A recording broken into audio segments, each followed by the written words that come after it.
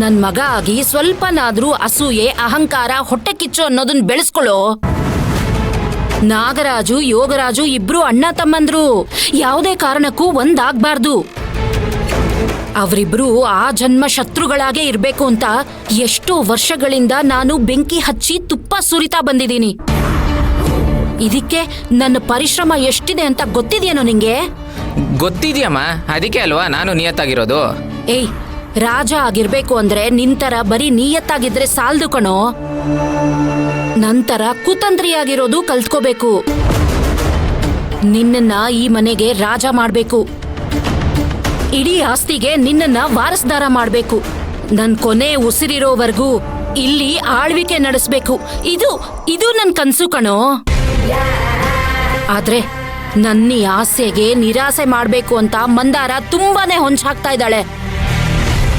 ನಾನ್ ಎರಡು ಕುಟುಂಬದ ಮಧ್ಯೆ ಜಗಳ ತಂದು ಎಷ್ಟಾಗುತ್ತೋ ಅಷ್ಟು ದೂರ ಮಾಡಕ್ ಪ್ರಯತ್ನ ಪಡ್ತಾ ಇದ್ರೆ ಆ ಮಂದಾರ ಅಷ್ಟೇ ಹತ್ರ ಮಾಡೋದಿಕ್ ನೋಡ್ತಾ ಇದ್ದಾಳೆ. ಒಂದ್ ವೇಳೆ ಮಂದಾರ ಈ ಎರಡು ಕುಟುಂಬನ ಒಂದು ಮಾಡ್ಬಿಟ್ರೆ ನಾನು ಬರೀ ಸೋತಂಗಲ್ಲ, ಸತ್ತಂಗೆ. ನಮ್ಮಿಬ್ರು ಜೀವನ ಅಲ್ಲಿಗೆ ಕೊನೆ ಆಗತ್ತೆ, ತಿಳ್ಕೋ. ನಾವು ಬದುಕ್ಬೇಕು ಅಂದ್ರೆ ಅವರಿಬ್ರು ಆ ಜನ್ಮ ಶತ್ರುಗಳಾಗಿರೋ ತರಾನೇ ಮಾಡ್ಬೇಕು. ಸರಿ ಅಮ್ಮ. ಮಂಜರಿನ ಪ್ರೀತಿಯಿಂದ ಮಾತಾಡ್ಸು, ಅವಳನ್ ಬುಟ್ಟಿಗೆ ಹಾಕು ಅಂತ ಹೇಳಿದ್ದೆ. ಆ ಕೆಲ್ಸ ಮಾಡ್ದ್ಯಾ? ಅವಳು ನನ್ನ ನೋಡಿದ್ರೇನೆ ಮೆಣಸಿನ್ಕಾಯಿ ಮುಡ್ದಂಗೆ ಆಡ್ತಾಳೆ. ಇನ್ ಬುಟ್ಟಿಗೆ ಹಾಕೊಳ್ಳೋದಲ್ಲಿ ಕೆಲಸ ಮುಗಿಸೋದಲ್ಲಿ. ಏಯ್ ದಡ್ಡ, ಹಾಗಂತ ಮಾಡೋ ಪ್ರಯತ್ನನ ನಿಲ್ಸಕ್ಕಾಗತ್ತೇನೋ? ಫಲ ಸಿಗೋವರೆಗೂ ಬೇಟೆ ಮಾಡ್ತಾನೆ ಇರ್ಬೇಕು. ಅವಳು ಎಷ್ಟೇ ಹಾರಾಡ್ಲಿ ಚೀರಾಡ್ಲಿ ನೀನ್ ಅವಳನ್ನ ನಿನ್ ಕಂಟ್ರೋಲಲ್ಲಿ ಇಟ್ಕೋಬೇಕು. ಅದಕ್ಕೆ ನನ್ನ ಹತ್ರ ಒಂದ್ ಅಸ್ತ್ರ ಇದೆ. ಯಾವ್ದಮ್ಮ ಅದು ಹೊಸ ಅಸ್ತ್ರ?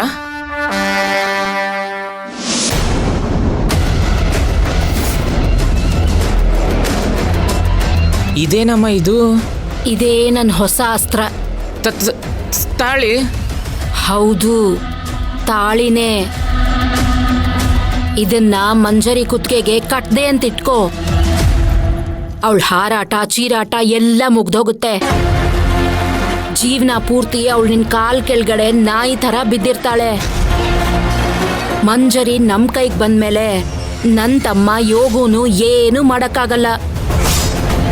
ಅವನು ನಮ್ಮ ಮಾತೇ ಕೇಳ್ಬೇಕಾಗತ್ತೆ. ಆಮೇಲೆ ಇಡೀ ಮನೆ ಕಂಟ್ರೋಲು ನಮ್ ಕೈನಲ್ಲಿರುತ್ತೆ. ಅಮ್ಮ, ಕಂಟ್ರೋಲಿಗೆ ತಗೊಬೇಕು ಅಂತ ಮಂಜರಿ ಹತ್ರ ಹೋದ್ರೆ ಕಂಟ್ರೋಲ್ ರೂಮಿಗೆ ಫೋನ್ ಹೋಗುತ್ತೆ ಅಷ್ಟೇ. ಏ ಮುಟ್ಟಾಳ, ನಾನು ಹೇಳೋ ಕೆಲಸ ನೀನ್ ಮಾಡ್ಲೇಬೇಕು. ಶ್ರೀಮಂತು ಸಪ್ತಮಿ ಇನ್ನೇನ್ ಊಟಕ್ಕೆ ಬಂದ್ಬಿಡ್ತಾರೆ. ಅವರು ಈ ಮನೆಗ್ ಬರೋದು ಇಷ್ಟ ಇಲ್ದೇಲೆ ಮಂಜರಿ ರೂಮಿಗೆ ಹೋಗಿ ಸೇರ್ಕೋತಾಳೆ. ನೀನು ಅವಳನ್ನ ಮಾತಾಡ್ಸೋ ತರ ಹೋಗಿ ಅವಳಿಗೆ ಗೊತ್ತಾಗ್ದಲೇ ಇರೋ ತರ ಈ ತಾಳಿ ಕಟ್ಬಿಡು. ಉಳಿದಿದ್ದೆಲ್ಲ ನಾನ್ ನೋಡ್ಕೋತೀನಿ. ಇನ್ನು ಏನ್ ಯೋಚನೆ ಮಾಡ್ತಿದ್ಯಾ? ತಗೊಳ್ಳೋ ತಾಳಿನ. ಅಯ್ಯೋ ತಗೊಳ್ಳೋ. ಹೋಗೋ, ಮಂಜರಿಗೆ ತಾಳಿ ಕಟ್ಟು. ಆಗ ಇನ್ ಮುಂದೆ ನಮಗ್ ಯಾವ ಕಷ್ಟನೂ ಇರಲ್ಲ. ಹೋಗೋ, ಧೈರ್ಯವಾಗಿ ಹೋಗಿ ಕೆಲಸ ಮುಗಿಸ್ಕೊಂಡ್ ಬಾ.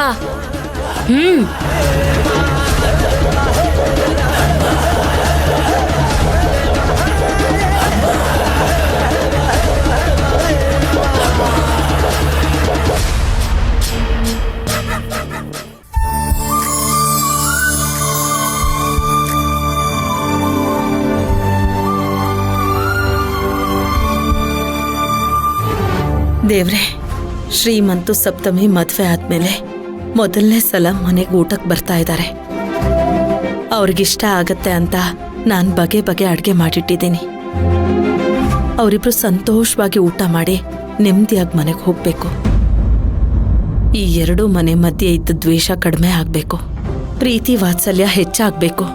ಎರಡೂ ಮನೆಯವರು ಇದೇ ಮನೆಯಲ್ಲಿ ವಾಸ ಆಗೋ ಥರ ಆಗಬೇಕು. ನನ್ನ ಆಸೆನ ಈಡೇರಿಸ್ತೀಯ ಅಲ್ವಾ ದೇವ್ರೆ? ನಿನ್ನನ್ನೇ ನಂಬಿದ್ದೀನಿ.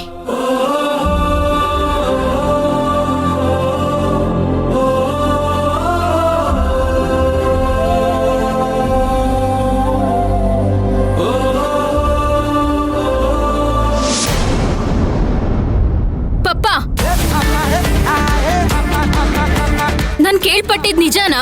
ಹೌದಮ್ಮ. ನೀವೇನ್ ಹೇಳಿದ್ರು ನನಗಿದು ಒಪ್ಪಿಗೆ ಇಲ್ಲ. ನೀವು ಮಾಡ್ತಿರೋದು ತಪ್ಪು ತಪ್ಪು ತಪ್ಪು.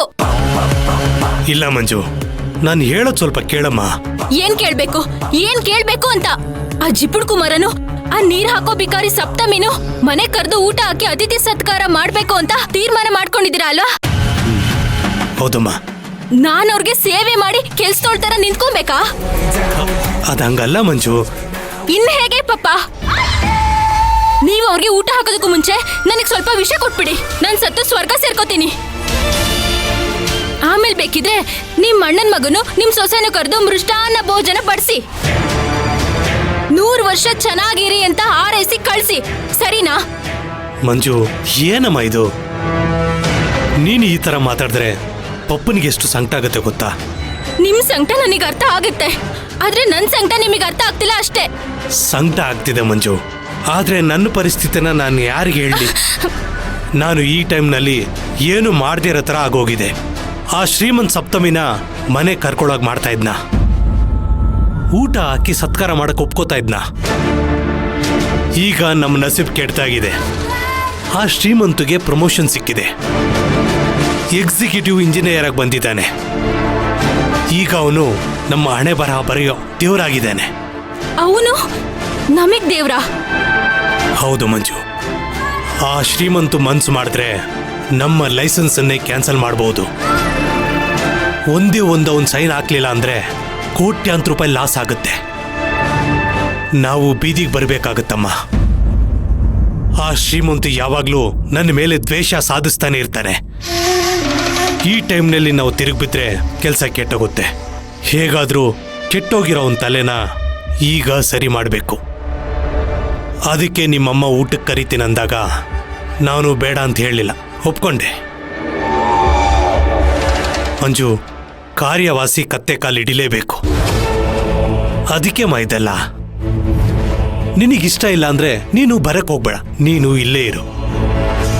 ಅಲ್ಲಿಗೆ ಬಂದು ನೀನು ಅವ್ರಿಗೆ ಮರ್ಯಾದೆ ಕೊಡಬೇಕು, ಸತ್ಕಾರ ಮಾಡಬೇಕು ಅಂತ ಏನೂ ಇಲ್ಲ. ಏನಂತೀಯ?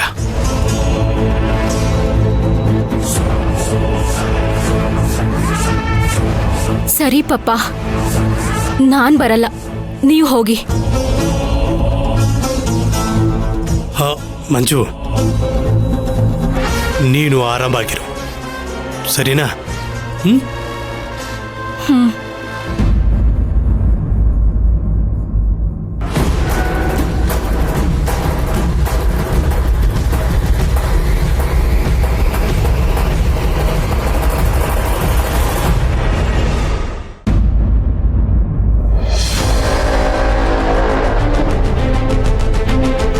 ಬನ್ನಿ.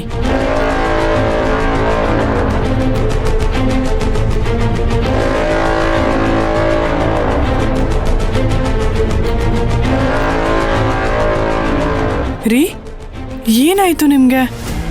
ಬನ್ನಿ ಒಳಗೆ ಹೋಗೋಣ. ಜಗತ್ತೇ ಸುತ್ತಾಡ್ ಬಂದ್ರು ಎಲ್ಲೂ ಸಿಗ್ದಿರೋ ನೆಮ್ಮದಿ ಮನೆ ಹೊಸಲು ತುಳಿದಿದ ತಕ್ಷಣ ಸಿಗುತ್ತಂತೆ. ಅದ್ ನಿಜ ಅಲ್ವಾ? ನನ್ನ ಜೀವನ ಪೂರ್ತಿ